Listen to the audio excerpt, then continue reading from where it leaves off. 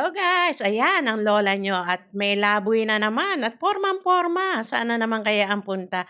Actually guys, ayan nandito ako sa McKinley BGC o kung tinatawag nila dito guys sa merong Starbucks dahil nga naimbitahan ako at ang aking kapatid na pumunta dito.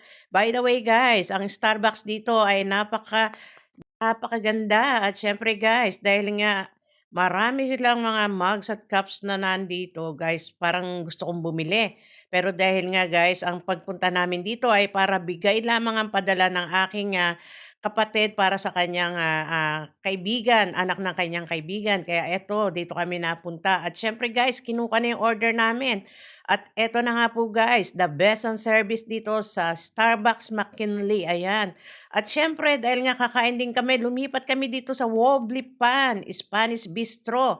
Ano kaya ang pupuwede nating makain dito, guys? At siyempre dahil nga ito'y libre at, bigay ng, kaibigan ng aking kapatid, mag-aantay lang po kami kung anong iahin sa'min. Pero hindi naman po kami nagulat or nabigla kasi talagang napakasarap ng mga pagkain dito, guys. Lalo na yung kanilang ibinigay na tinapay bilang appetizer at siyempre meron silang shrimp gambas, guys, na talaga namang masasabi ko na napakasarap. Sabi nga sa'min i-try daw namin ipalaman sa tinapay ang sauce ng, shrimp na 'yan. Pero dahil nga dumating na rin yung order or yung, pagkain namin, guys, namangha ako dahil napakasarap niya.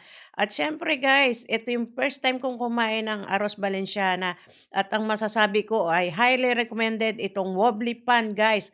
Talaga namang makakain mo o malalasa mo yung talagang seafood nila ay fresh. At siyempre natapos na guys ang aming, lunch at ayan, uuwi na po sana kami pero napagdesisyon na namin bumili ng tinapay dito sa The Marketplace, parang supermarket na mga bigatin dito guys, kasi ang nakita ko puro mukhang yayamanin. At siyempre kahit papaano hindi tayo, lalabas na luhaan, may binili rin tayo guys. Kaya guys, maraming maraming salamat sa panonood ng aking napaka-short na video. Sana suportahan niyo ako guys at bigyan niyo po ako ng thumbs up